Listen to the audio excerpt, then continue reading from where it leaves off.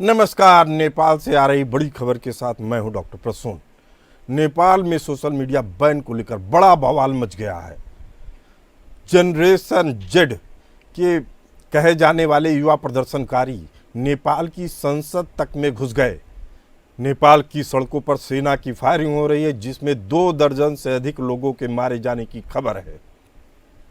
आपको बता दें कि नेपाल में सरकार के खिलाफ प्रदर्शन के दौरान 2 दर्जन से अधिक लोगों की मौत हो गई है। न्यूज एजेंसियों के मुताबिक नेपाल पुलिस ने इसकी पुष्टि की है। 80 से ज़्यादा युवा घायल हुए हैं। इन प्रदर्शन की अगुवाई जेन जी यानी 18 से 30 साल के युवा कर रहे हैं।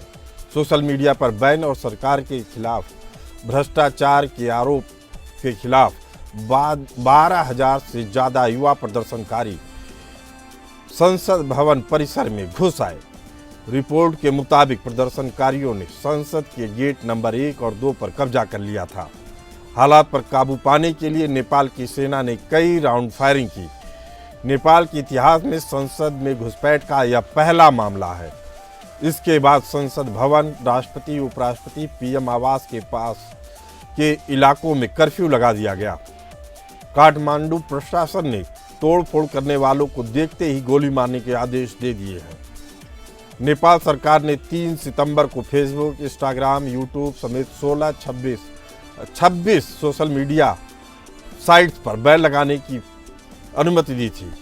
इन प्लेटफॉर्म ने नेपाल के संचार और सूचना प्रौद्योगिकी मंत्रालय में रजिस्ट्रेशन नहीं कराया था। मंत्रालय ने 28 अगस्त से 7 दिन की समय सीमा दी थी, जो 2 सितंबर को खत्म हो गई। नेपाल ने फेसबुक, इंस्टाग्राम और एक्स सहित 26 सोशल मीडिया प्लेटफॉर्म पर प्रतिबंध लगा दिया।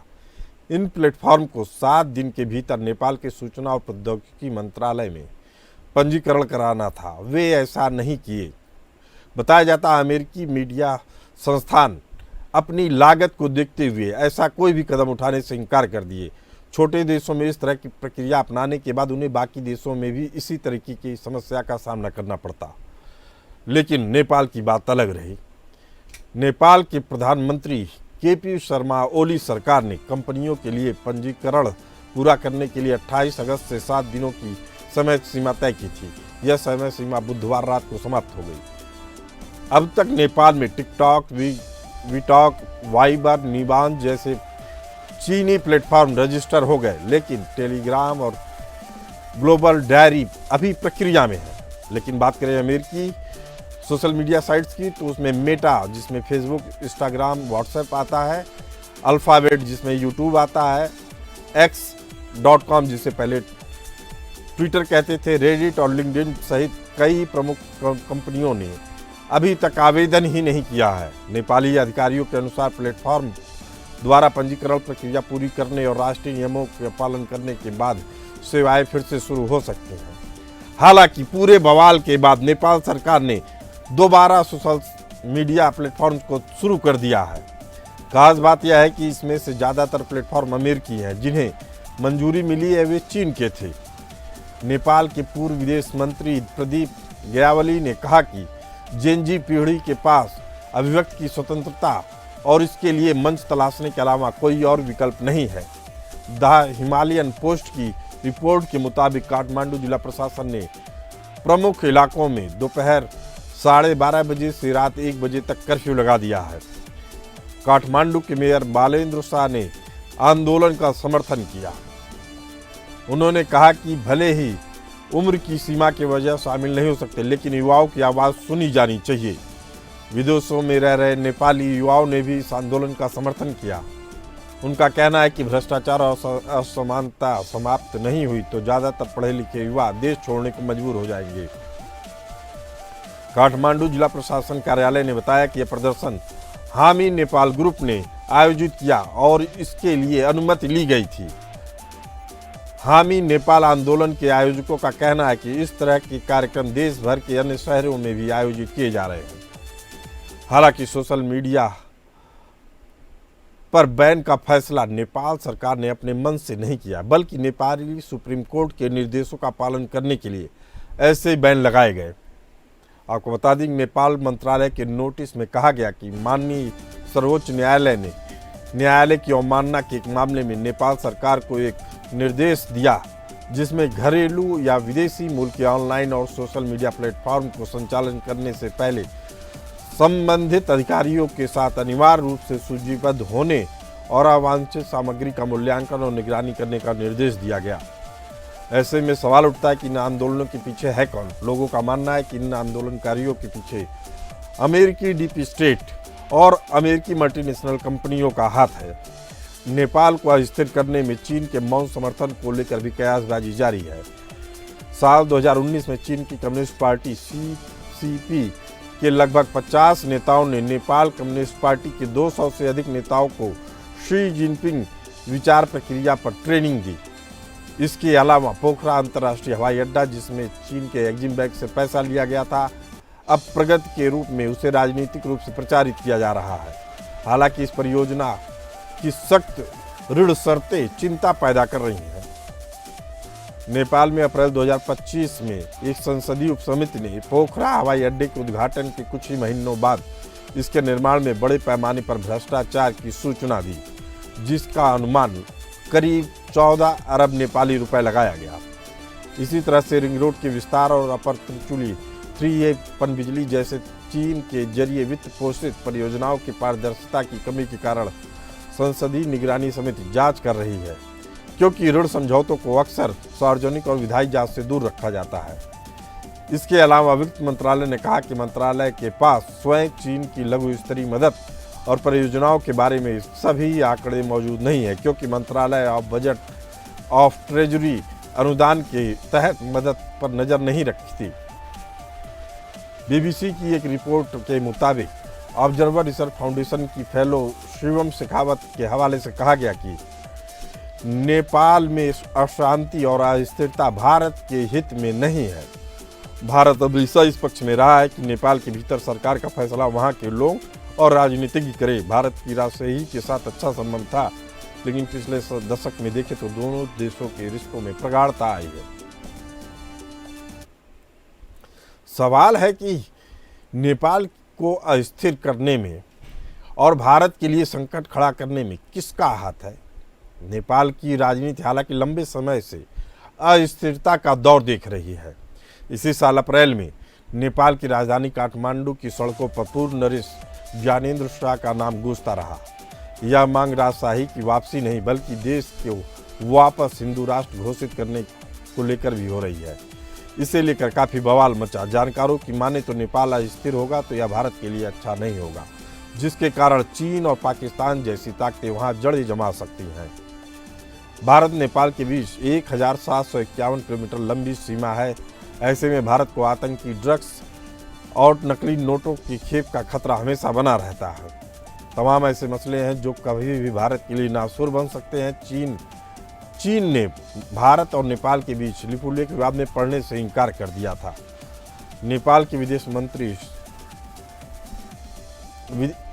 विदेश सचिव अमृत बहादुर राय ने कहा कि जिनपिंग ने कहा है कि लिपुलेख एक पारंपरिक दर्जा है। चीन ने साफ कर दिया कि वह नेपाल के दावे का सम्मान करता है, लेकिन यह विवाद भारत और नेपाल के बीच द्विपक्षीय मामला है। इसे दोनों देशों को आपसी बातचीत से सुलझाना चाहिए। वहीं भारत ने इस दर्रे को अपना कहता है। नेपाल 2020 में नया नक्शा जारी कर लिपुलेख, लिम्पियाधुरा और काला पानी को अपना बता चुकी है, जबकि भारत इन्हें लंबे समय से अपने हिस्से में बताता है।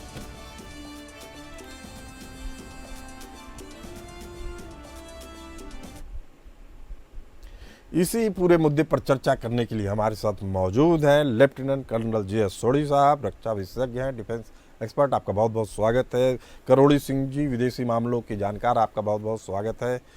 और wing commander AB Bhushan ji, defence expert, आपका बहुत बहुत स्वागत है। लेफ्टिनेंट कर्नल JS सोढ़ी साहब, पहला सवाल आपसे। सेना जिस तरीके से आक्रामक हो रही है, अपने ही लोगों के ऊपर गोली चला रही है, क्या माना जाए कि नेपाल में वास्तव में सेना लोकतांत्रिक आंदोलन को दबाना चाह रही है या अमेरिकी साजिश को नाकाम करना चाह रही है? सोढ़ी साहब। जय हिंद डॉक्टर प्रसून जी। ये मेरा सौभाग्य कि मैं आपके न्यूज चैनल पर हूं और विख्यात को पैनलिस्ट के साथ हूं। 2003 में एक पिक्चर आई थी जिसका नाम था मुन्ना भाई MBBS। उसमें एक सीन है कि जब सुनील दत्त प्लेटफॉर्म पे ट्रेन से उतरते हैं तो उनका कोई जेब कतरा उनका बटुआ मार लेता है और वो पकड़ा जाता है और उसके ऊपर बाकी पब्लिक बहुत थप्पड़ और उसको लातें मारती है। तो सुनील दत्त एक बहुत प्रसिद्ध डायलॉग कहते हैं कि तुम लोग जो इसको मार रहे हो, ये तुम इसलिए नहीं मारे कि उसने मेरा बटुआ चुराया, ये तुम उसको इसलिए मारे हो कि तुम्हारे अपने अंदर अशांति है, अस्थिरता है, इसलिए तुम अपना गुस्सा इसके ऊपर निकाल रहे हो। यही चीज अगर हम देखें जो नेपाल में हुई है आज, नेपाल में ये जो प्रोटेस्ट है, ये जो आंदोलन है, ये सिर्फ सोशल मीडिया के बैन से लिमिटेड नहीं है। नेपाल के युवकों में जो आक्रोश बढ़ता जा रहा था, क्योंकि वहां पे जो अनएम्प्लॉयमेंट है वो बढ़ के 12.6% हो चुकी है। नेपाल की पर कैपिटा जीडीपी सिर्फ 1180 अमेरिकी डॉलर है, जो बहुत कम है। इतनी गरीबी है नेपाल में, नेपाल के युवकों के पास नौकरियां नहीं है, और ऊपर से सरकार ने जब ये सोशल मीडिया साइट्स बैन की 5 सितंबर को, जो इन युवकों के पास थोड़ा सा एक सहूलियत थी कि कम से कम पूरी दुनिया से वो सोशल मीडिया के थ्रू कनेक्ट हो सकते थे, वो भी एक जरिया चला गया। यानी ना पैसे, ना नौकरी, और सोशल मीडिया भी चला गया। तो ये जो आक्रोश दिखा है, ये नेपाल के युवकों में बढ़ता जो ये जो आंदोलन है, नेपाल के युवकों में बढ़ता हुआ आक्रोश था, जो सोशल मीडिया के बैन के रूप में बाहर आ गया। जहां तक नेपाल की सेना की बात है, देखिए नेपाल की सेना तो वो करेगी जो नेपाल सरकार चाहेगी, लेकिन नेपाल की सेना को याद रखना चाहिए कि जो ये इतना बड़ा एक जन आंदोलन हुआ है, अगर नेपाल की सेना और वहां पे कड़ी कार्रवाई करती है तो युवकों में और अशांति होगी और नेपाल की स्थिति बद से बदतर हो जाएगी। सोनी साहब, एक बड़ी खबर आ रही है कि इस आंदोलन के जो आयोजक हैं, जिनमें एक संगठन का नाम आया है हामी नेपाल। हामी नेपाल संगठन एक युवाओं का संगठन है, जिसके नेपाल के अध्यक्ष अमृत लामा हैं, पशुपति श्रेष्ठ हैं जो कोषाध्यक्ष हैं, केशव राम राय हैं जो प्रवक्ता हैं। अमृत लामा के बारे में कहा जाता है कि इनके कनेक्शन दुनिया भर के उन एनजीओ के साथ हैं जो कहीं न कहीं और कभी न कभी अमेरिका के डीप स्टेट से जुड़े हुए थे। और जैसे ही अमेरिकी कंपनियों के ऊपर बैन की बात हुई, अचानक हजारों लाखों लोग सामने आते हैं और धरना प्रदर्शन करते हैं। क्या यह बांग्लादेश की तर्ज पे तख्ता पलट का एक षड्यंत्र था? सोडी साहब। डॉक्टर प्रसून जी, बिल्कुल। देखिए, ये जो सोशल मीडिया के मालिक हैं, ये दुनिया के अमीर लोग तो हैं, ये दुनिया के शक्तिशाली लोग हैं। हमें याद होगा पिछले साल जब अमेरिकी चुनाव होने थे, अमेरिकी पूरी मीडिया ने, थिंक टैंक ने कह दिया था, दिग्गजों ने कह दिया था डोनाल्ड ट्रंप हारेगा, लेकिन सिर्फ एक इंसान की वजह से डोनाल्ड ट्रंप जीता, वो था एलन मस्क, क्योंकि उसने ट्विटर या एक्स को इस तरह से इस्तेमाल किया कि डोनाल्ड ट्रंप के खिलाफ जो लोगों के विचारधारा थी उसको बदल दिया और डोनाल्ड ट्रंप कितनी भारी बहुमत से अमेरिकी राष्ट्रपति का चुनाव जीते। तो इसमें कोई शक नहीं है कि ये जो बड़ी सोशल मीडिया कंपनियां हैं, ये अमीर होने के अलावा ये बहुत शक्तिशाली हैं, और पूरा इन्होंने समर्थन दिया होगा इन यूथ को, ताकि वो नेपाल सरकार के खिलाफ ये प्रदर्शन करें। इतने बड़े तादाद में डेफिनेटली पैसा आया हो। जी, करोड़ी सिंह जी हमारे साथ मौजूद हैं, विदेशी मामलों के जानकार। करोड़ी सिंह जी, इस पूरे आंदोलन को आप किस तरीके से देखते हैं? हालांकि नेपाल सरकार ने जो बैन लगाया था अब वह हटा दिया है।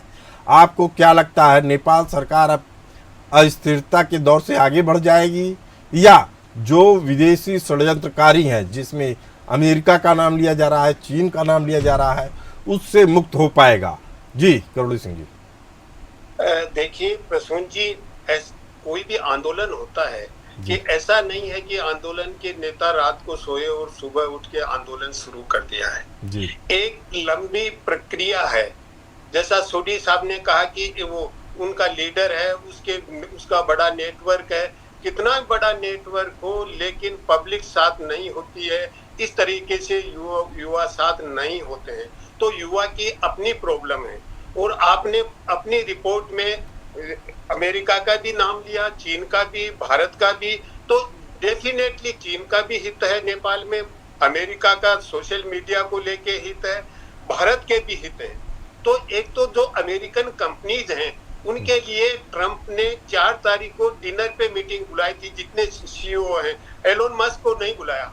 और वहां जो कहा उन्होंने, यूरोपियन कंट्री यूनियन ने गूगल और बिलियंस ऑफ डॉलर की पेनल्टी लगा दी। और ट्रंप ने यूरोपियन यूनियन को कहा कि अगर अमेरिकन कंपनी पे इस तरीके से पेनल्टी लगाओगे आप, तो मैं सेक्शन 301 वहां का जो इंटरनेशनल ट्रेड एक्ट है अमेरिका का, वो अप्लाई करूंगा, आपको दबाऊंगा। तो इस तरीके से स्टेट स्पॉन्सर्ड ये कॉर्पोरेट सेक्टर है जो पूरी दुनिया में अपना प्रभाव जमाए हुए है। तो निश्चित रूप से उनके इंटरेस्ट हैं और नेपाल की गवर्नमेंट भी ये चाहती है कि उनको रेगुलेट किया जाए और वो रेगुलेट होना नहीं चाहते। और इसीलिए रजिस्ट्रेशन की बात आ रही है कि बहुत सी रजिस्टर्ड नहीं है जो ऐप है वो नेपाल में। तो एक तो ये इश्यू तो है, ये नेपाल की सॉवरेनिटी का इश्यू है। लेकिन यूथ क्यों साथ हो गए, वो यूथ की अपनी प्रॉब्लम है। देखिए, अगर भारत कॉर्पोरेट सेक्टर का इंटरेस्ट ये होता है कि स्टेबिलिटी चाहिए, डोमेस्टिक कॉर्पोरेट सेक्टर होता है। नेपाल में उस तरह का अपना कोई कॉर्पोरेट सेक्टर नहीं है, बांग्लादेश में भी नहीं, छोटे कंट्री में नहीं है, भारत में है। तो भारत के कॉर्पोरेट सेक्टर ने 2001-2 के पास ये एंटिसिपेट किया कि जो मिलेनियल्स हैं, जिनसे पहले वाले, वो मिलेनियल्स एक टाइम बम है। 2015 में वो टाइम बम भारत में ब्रस्ट हो सकता है, उनकी प्रॉब्लम्स हैं। लेकिन वो टाइम बम ब्रस्ट होने का एक कारण और भी था कि उस समय जो यूपीए की सरकार थी वो राइट्स बेस्ड अप्रोच की बात कर रही थी। तो हर इंसान राइट्स की बात करने लगा, right to information, right to health, right forest rights, right to education, हर तरीके की वो राइट्स की बात कर रहे थे। तो उस समय ऐसे हालात बने कि भारत में भी उस तरीका का कोई विस्फोटक स्थिति बन सकती है। लेकिन भारत में जब नई सरकार आई 2014 में, तो सक्सेसफुली उस टाइम बम को तो डिफ्यूज कर दिया। अब कैसे किया वो कंट्रोवर्शियल हो सकता है, लेकिन वो टाइम बम डिफ्यूज हो गया। अब जो जैन जी है उनकी समस्याएं अलग हैं, वो एक अलग तरीके का टाइम बम हो सकता है जो भारत में भी है, दूसरे देशों में भी है, बांग्लादेश में भी था। तो बांग्लादेश में हसीना पे उस टाइम बम का असर हुआ, श्रीलंका में भी हुआ।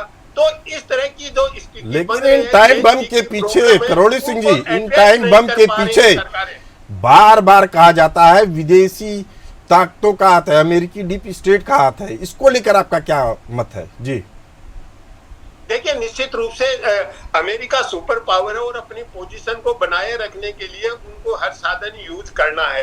कुछ विजेबल साधन हो सकते हैं, जो दबाव की कूटनीति ट्रंप साहब चला रहे हैं वो हो सकती है। दूसरा डीप स्टेट है, वो एक सॉफ्ट तरीके से विजेबल नहीं होगा, लेकिन वो पूरी दुनिया में अपना प्रभाव जमाए हुए है। ट्रंप ने कहा कि मैं आऊंगा तो डीप स्टेट को डिसमेंटल कर दूंगा। डिसमेंटल करने का प्रयास भी किया उन्होंने, क्योंकि FBI या जो वहाँ के इंटेलिजेंस एजेंसीज हैं, उनके हेड ऐसे लोगों को बनाया जो उसका विरोध कर रहे थे, उनके रोल को लाइक नहीं कर रहे थे। तो वो डीप स्टेट मुझे लगता है कि डिसमेंटल नहीं हुआ, वो अलग तरीके से एक्टिव है और अमेरिका की सुप्रीमेसी बनाए रखने के लिए वो अलग अलग देशों में हस्तक्षेप करता है और उसमें रिजीम चेंज या किसी आंदोलन को इंस्टिगेट करना, ये सब अमेरिका की स्ट्रेटेजी है। क्योंकि नेपाल में चाइना का प्रभाव भी बढ़ रहा था, भारत का प्रभाव भी बढ़ रहा था, लेकिन चीन ने स्ट्रेटेजिकली, जैसे आपने बताया कि भारत और नेपाल के बीच में 2-3 जगह की वो इश्यू था, नेपाल ने अपना क्लेम रखा। तो भारत के साथ चीन ने जब वो व्यापार का समझौता किया सरफेस रूट से, तो चीन ने अपने बहुत बड़ा एम्बिगुअस स्टेटमेंट किया कि भारत के साथ व्यापार करेंगे उस एरिया से। फिर नेपाल के क्लेम को भी समर्थन कर रहे हैं और तीसरा ये भी कह रहे हैं कि भारत और नेपाल अपना मिलजुल के समाधान कर लें। तो चीन इस मामले में एम्बिगुअस भी है और अपना इंटरेस्ट भी रखता है। चीन की कम्युनिस्ट पार्टी या चीन अपना जो बेल्ट एंड रोड है, अगर आपकी बात करोड़ी सिंह जी सरल शब्दों में समझी जाए तो इसका मतलब साफ है कि नेपाल को एक देश से नहीं बल्कि 3 देशों से उसके मामलों में अंदरूनी हस्तक्षेप किया जा रहा है। Wing commander AB Bhushan ji हमारे साथ मौजूद है। AB भूषण साहब, आपसे यह जानना चाहेंगे कि जिस तरीके के हालात बन रहे हैं, जिस तरीके से नेपाल की सरकारें बार बार अस्थिर हो रही हैं, राजनीतिक सत्ता कमजोर दिखती है, वह भारत के लिए शुभ संकेत है या अशुभ संकेत है? जी, भारत के लिए तो साहब ये बहुत ही ये डिस्टर्बिंग न्यूज़ है, क्योंकि हमारे साथ बांग्लादेश गया हुआ है, म्यांमार में हुआ है, और अभी नेपाल में डिस्टर्बेंस हुआ है। तो इसकी तरफ से मेरे को तो लगता है कि भाई हम लोग भी जरा चौकन्ने होना चाहिए, क्योंकि कभी भी ये जो मल्टीनेशनल है या अमेरिकन डीप स्टेट है, उनको मौका चाहिए, कोई लोकल रीजन मिले तो वो लोकल रीजन लेके वो सारे के सारे करते रहेंगे। अब नेपाल की देखिए, जब ज्ञानेंद्र मोनार्की थी 2013 तक शायद, तो जब तक तो डिस्टर्बेंस नहीं थे, लेकिन उनको डेमोक्रेसी नहीं थी। बट उसके बाद ये पार्टीज आई और करप्शन हो गया। तो ये जो ट्रिगर पॉइंट मिला है इन लोगों के, इन्होंने जो फॉरेन कंपनी जो काम करती थी उनके लिए परेशानी हो गई। और ये डीप स्टेट, जैसे अभी बताया गया लोगों ने, डीप स्टेट खत्म नहीं हुआ है जहाँ तक मेरा ख्याल है। डीप स्टेट जैसे ही जमाने से अमेरिकन ने जो है ये डीप स्टेट को इस्तेमाल किया है। जैसे 51 कूप्स किया है उन्होंने, CIA ने अब तक सारी उनकी हिस्ट्री में, सेकेंड वर्ल्ड वॉर के बाद में 51 देशों में उन्होंने कू किया हुआ। ये तो किसी को मार डाला, अभी भी वेनेजुएला पे चले गए हैं वहाँ पे। तो उनका कोई भरोसा नहीं है कि कहाँ पे लगे रहते हैं, क्या करते हैं। हमारे लिए भी जो है ये स्थिति अच्छी नहीं है, और हम लोग भी चौकन्ने रहने चाहिए कि हमारे पास क्या मौका मिलेगा। हमारा तो देश बहुत बड़ा है। भूषण साहब, सीधा सवाल आपसे कि भारत सरकार को क्या स्टेप लेना चाहिए? हालांकि भारत सरकार ने बॉर्डर पे अपनी सेना को और जो सुरक्षा बल है उनको चौकस कर रहने का आदेश दिया है, लेकिन भारत सरकार क्या इनिशिएटिव ले सकता है? जी, अब इसमें भारत सरकार का तो इंटरफेरेंस करना तो मुश्किल है, लेकिन हो सकता है कि पॉलिटिकल लेवल पे कोई ना कोई मीटिंग हो रही होगी, बातचीत हो रही होगी वहाँ की गवर्नमेंट से और अपनी गवर्नमेंट से। वो तो हमारे पब्लिक व्यू में नहीं आएगा, और पब्लिक में आएगा तो और पब्लिक भड़क जाएगी। चलिए ठीक। तो हमारे साथ जे सोढ़ी साहब मौजूद है। जे सोढ़ी साहब, अगर पूरे आंदोलन को देखा जाए, इस हामी नेपाल जैसे संगठन सरकार से बकायदा इसके लिए, इस आंदोलन के लिए मंजूरी लेते हैं, लेकिन सरकार को भी उम्मीद नहीं थी कि कुछ हजार लोगों की अनुमति लेने वाला ये मामला अपने हाथ से निकलता हुआ जाएगा। लाखों की संख्या में लोग उतर आए और युवाओं का ऐसा रोष रहा कि नेपाल की सेना तक को गोली चलानी पड़ी। ऐसे हालात, क्या आपको लगता है कि कोई ऐसी सिचुएशन बन रही है जिसमें नेपाल की सत्ता, राजनीतिक सत्ता नेपाल की सेना के हाथ में चला जाए? डॉक्टर प्रसून जी, देखिए, चाहे नेपाल हो चाहे पाकिस्तान हो, आज की तारीख में किसी देश में सैनिक शासन आना बहुत मुश्किल है, क्योंकि जब भी किसी देश में सैनिक शासन आता है तो बहुत प्रतिबंध लगते हैं और वो देश आर्थिक तौर पे बिल्कुल अकेला पड़ जाता है। तो सीधे तौर पे तो नेपाल में सेना पूरा नियंत्रण नहीं लेगी, हाँ पीछे से जरूर कंट्रोल करेगी। और हमने देखा है साउथ एशिया के अधिकतर देश, एक भारत ही एक अलग देश है जहाँ पे सेना का कोई सिविल अफेयर में रोल नहीं है, लेकिन बाकी जितने हमारे पड़ोसी मुल्क हैं, तकरीबन सारे देशों में सेना का बहुत प्रमुख रोल होता है। बेशक सामने से ना हो, लेकिन पीछे से हो। तभी ये जितने हमारे ये नेबरिंग देश हैं, इन्होंने ज्यादा तरक्की नहीं की जितनी तरक्की भारत ने की, क्योंकि इनमें कभी भी रियल डेमोक्रेसी आई नहीं। नेपाल में भी यही चीज हो रही है, और सेना, जैसे मैंने कहा कि सामने से तो नियंत्रण नहीं लेगी, लेकिन हमें यह भी जानना चाहिए कि नेपाल की सेना के पीछे चीन का बहुत बड़ा एक समर्थन है। तो अगर चीन चाहेगा तो नेपाल की सेना थोड़ा और एक्सर्ट करेगी, लेकिन औपचारिक तौर पे नेपाल की सेना शासन अपने हाथ आप बेहद चौंकाने वाली बात बता रहे हैं सोढ़ी साहब। आप कह रहे हैं नेपाल सेना के पीछे चीन का बड़ा हाथ है। आपको बता दें कि साल 2019 में चीन की कम्युनिस्ट पार्टी CCP के लगभग 50 नेताओं ने नेपाल की सत्ताधारी कम्युनिस्ट पार्टी के 200 से अधिक नेताओं को शी जिनपिंग की आइडियोलॉजी से रूबरू कराया। उनको बताया कि देश कैसे चलाते हैं, किस विचारधारा पे चलाना है। विचारधारा एकदम साफ है कि चीन की विचारधारा पे चलाना है, मतलब चीन के हित में जो चीज़ हो वो बात रखनी है आपको, उससे हम आपको समर्थन देंगे। हालांकि बदले परिवेश में चीन ने भारत का समर्थन किया है, कहा है कि दोनों देशों को द्विपक्षीय वार्ता के जरिए इस तरह के विवादों को सुलझाना चाहिए। लेकिन असल में क्या एक खतरा इतना बड़ा है कि भारत को भी दखल देना चाहिए? डॉक्टर प्रसून जी, मेरे को नहीं लगता कि भारत कभी दखल देगा, क्योंकि भारत ने कभी भी as a matter of policy किसी दूसरे देश के अंदर दखल नहीं दिया है। हमने देखा जो बांग्लादेश में हुआ, हमने देखा जो श्रीलंका में हुआ 2 साल पहले, भारत ने कोई दखल नहीं दिया। भारत ने हमेशा कहा ये देशों का अपना आंतरिक मामला है। जहां पे हमारी विदेश नीति है, हम उन देशों को समर्थन जैसे करते हैं वैसे करेंगे, सरकार किसकी भी आए। तो भारत जैसे पहले अब भी वो नेपाल में कोई हस्तक्षेप नहीं करेगा, हस्तक्षेप नहीं करेगा। लेकिन बड़ी खबर आई है कि जो नेपाल के प्रधानमंत्री केपी ओली का भारत दौरा था उसको टाल दिया गया है और बताया जा रहा है उसकी वजह यह आंदोलन नहीं बल्कि लिपु लेक दर्रे को लेकर नेपाल का वह रुख है जिस पे नेपाल अपना दावा करता है। इससे प्रधानमंत्री मोदी नाराज बताए जाते हैं। बताया जा रहा है एससीओ में भी नेपाल के प्रधानमंत्री मिलना चाहते थे लेकिन मोदी जी ने मना कर दिया और अब नेपाल के प्रधानमंत्री का भारत दौरा अभी की जानकारी के मुताबिक रद्द कर दिया गया। करोड़ी सिंह जी, जल्दी चाहता हूं आप इस पर अपनी प्रतिक्रिया दीजिए। जी देखिए प्रसून जी, भारत और नेपाल के रिश्ते हैं वो विशिष्ट भी हैं और संवेदनशील भी हैं। नेपाल की भारत पे डिपेंडेंस बहुत है लेकिन सांस्कृतिक और ऐतिहासिक संबंध बहुत गहरे हैं।